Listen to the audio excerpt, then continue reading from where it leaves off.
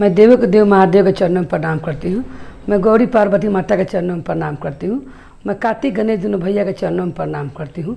मैं सभी देवी देवता के चरणों में प्रणाम करती हूँ।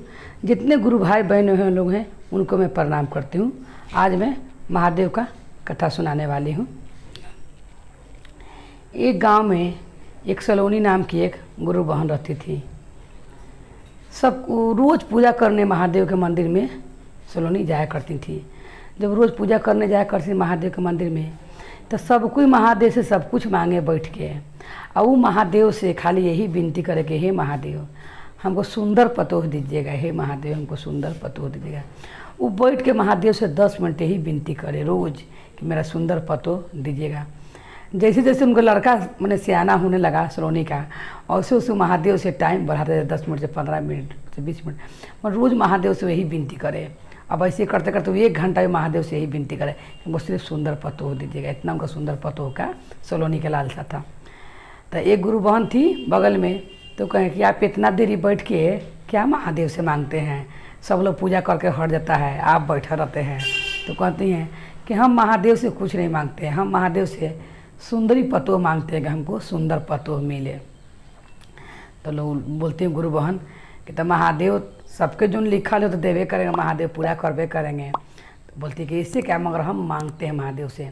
और बोल के अपना घरे चलाती है पूजा जा करके। सलोनी जब आ जाती है तो उसके बाद उनका बेटा का शादी होता है सलोनी का। जब उनके बेटा का शादी होता है तो खूब सुंदर पतोह महादेव के कृपा से, जो रोज़ प्रार्थना करती थी एक ही चीज़ के लिए, रोज़ प्रार्थना करती थी कि हमको सुंदर पतोह मिले। तो क्या होता है कि महादेव की कृपा से दया से बहुत सुंदर पतोह उनको मिलता है। जब उनको सुंदर पतोह मिलता है तो जैसे ही घर में आती है पतोह, तो एक दिन तो बने ठीक रहती हैं, दूसर का दिन अपना मतलब नियम रहता है खीर पूरी बनाने के लिए, बना के खिलाते हैं। उसके बाद ही उनका बेटा के जाना रहता है, अपना ड्यूटी पर काम पर जाना रहता है। तो शादी के 5 दिन के बाद उनका बेटा चलता है नौकरी में। तो समझा के जाता है अपना पत्नी के कि माँ के नीमन से रखना, माँ के ध्यान देना, कि माँ तुमको लिए सब कुछ मांगने जाता था मंदिर में, और माँ मेरी यही विनती करती थी कि हमको सुंदर पतोह चाहिए। तो तुम तो सुंदर मिल ही गई हो, मगर माँ के तुम पूरा ध्यान रखना। उस समय तो कह देती उनके बहू के ठीक है, मगर जब उनका पति कमाने चल जाता है तो क्या करती है कि अपने बड़ा प्रकार के खाना बनाती है, आपने खाती है। सास के क्या दे तो नीमक और रोटी सास के खाने के लिए दे। ऐसे करते करते कुछ समय बीत गया, एकदम दुबला गई, इनकर सास एकदम पतली हो गई। तो बेटा वहाँ से फिर वो काम पर से जब लौटता है तब पूछता है माँ से कि माँ तुम इतना पतली दुबली क्यों हो गई हो, कुछ तो बताओ ये क्या बात है। तो कहती हैं, ये जो सलोनी रहती हैं, ये क्या बताएं बेटा, नीके सूखे हमारी ज़िंदगी कटा है, कुछ दिक्कत नहीं हुई, नहीं चाहती ये घर में झगड़ा लगे। तो एक दिन की बात होता है कि बेटा जाता है बाहर दोस्त लोगों के संगे घूमने, तो क्या आदम से घूम के आता तो क्या देख रहा है कि 12 प्रकार के खाना बना हुआ है, मगर ये माँ के हमरा नीम के रोटी खाएला देले है। उसी समय बेटा देख लेता है। जब देख लेता है तब बेटा खूब बड़का मोटा डंडा उठाता है, अपना पत्नी को मारने लगता है। जब मारने लगता है तो सास कहती है कि मत मारो बेटा, इसको मत छोड़ो, ये हमको सुंदर एगो पोता देगी तो पोता इनसे बदला सधा लेगा। माँ बोलती है अपना बेटा को कि मत मारो, ये तो बदला सधा ही लेगा पोता। तो वो छोड़ता है, नहीं मारता है। तो क्या होता है, कुछ दिन के बाद उसको बहू का सलोनी का बहू का पुत्र होता है। जब बेटा वो होता है तब तो वो क्या करे, बेटा फिर कमाने चले जाते हैं। ये तब माँ के चलते घर पर नौकरी छोड़ के नहीं बैठते, तो फिर अपना माँ के वो फिर समझा के पत्नी के आ जाते हैं कि तुम इतना गलती भी की हो, तब वो देखो महादेव की कृपा से तुम्हारे माँ कितना तुमको मांग, जैसे माँ तुमको मांगी है वैसे तुमको बचा भी रही है। तुम इतना गलती की हो तब पर भी माँ तुमको नहीं मारने दे रही है, अब से भी तुम सुधर जाओ, और माँ के तुम जो पकाती है वही खाने के लिए देना। तो उस समय वो फिर सकार लेती है, कहती है कि ठीक है। अब फिर बेटा जब उनको कमाने चल जाता है नौकरी पर, तो क्या करती है कि अब सास के दोनों बेटा मार भात देने लगती है। सास के अब नीमक रोटी बंद कर देती है और कहती है आपको बेटा बोल के गया है ना कि नीमन प्रकार खिलाना, तो रोटी नीमक खाते खाते पुख्ता गए होंगे, अब आप मार भात खाइए। तो मार भात देने लगती है। फिर भी वो कुछ नहीं बोलती है। महादेव का गोर लग के नमन करके वो रोज वही भोजन करती है।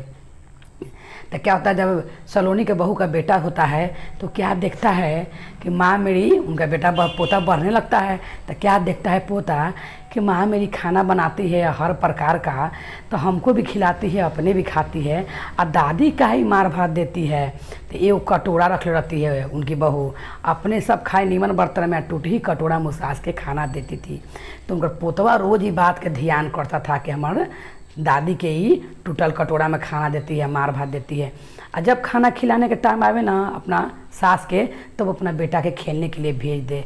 एक दिन बेटा खाने देते में ही पोता उनको चलाता है, तो अपना माँ से कहता है कि ये माँ, ये बताओ कि तुम हम लोग खाते हैं नीमन नीमन सब चीज़ पकाती हो, तो और दादी क्यों मार भात देती हो?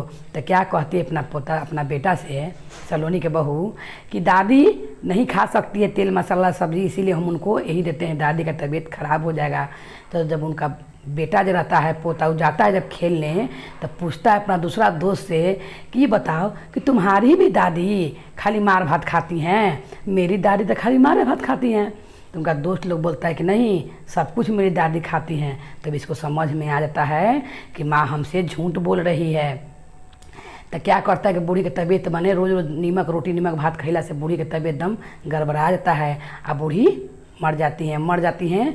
तो महादेव के मने भक्त रहबे करती हैं, तो महादेव के शरण में चल जाती हैं। तब इनकर पोता अब क्या करता है कि वो कटोरा ही फेंकने लगती है सलोनी के बहू। तो उनका पोता बोलता है कि ये कटोरा बिगाएगा नहीं माँ, ये कटोरा उसी ही रहेगा।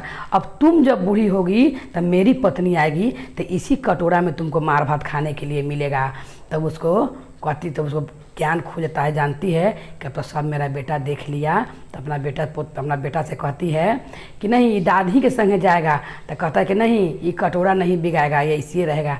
तो कटोरा अपना माँ के लिए रख लेता है, उसी में अपना भी माँ को भी, उसको भी शादी होता है, तो अपना भी वो माँ के उसी में खिलाने लगता है। तो इसीलिए कहा जाता है गुरु बहन लोग कि कभी भी मन में ऐसा विचार नहीं लाना चाहिए, सास और माँ में फ़र्क भी नहीं करना चाहिए। आज इतने सुंदर पतो आदमी मांगले थी सलोनी गुरु बहन से, उतने भीतरे के बहुत ही बदमाश किस्म के थी, तबे ना वो इतना सास के अपना दुख दे रही थी। सामने रहे, करिए रहे, मगर मन के साफ दिल के रहे, अच्छा रहे। बोलिए हर महादेव की जय, गौरी पार्वती मैया भवानी की जय, भैरव भैया की जय।